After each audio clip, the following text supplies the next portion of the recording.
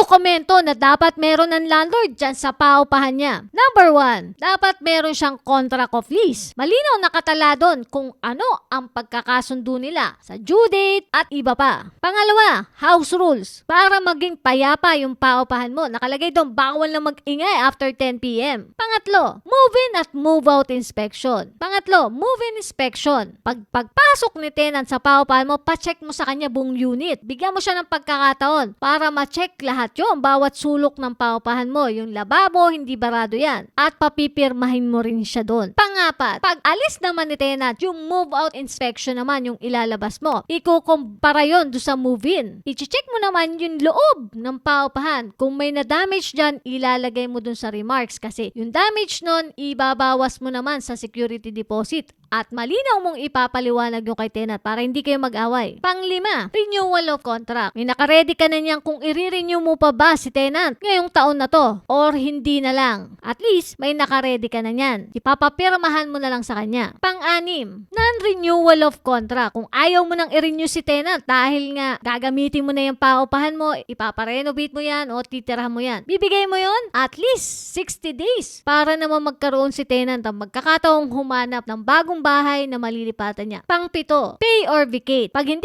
nagbayad si tenant, dapat may papel kang ibibigay sa kanya. Yun ay katunayan na sinisingil mo siya dahil hindi pa nga siya nagbabayad. 25 days na siyang delay at papipirmahin mo yan sa kanya dahil ebidensya mo rin yan pag nagkabaranggayan kayo. Ikawalo, yung violation of contract. Halimbawa, nagpasabli si tenant. Bawal nga yun dahil dapat siya nga lang ang pwedeng tumira dyan. Ginawa pa niyang negosyo yung negosyo mo, pinarentahan pa niya sa iba para kumita din siya.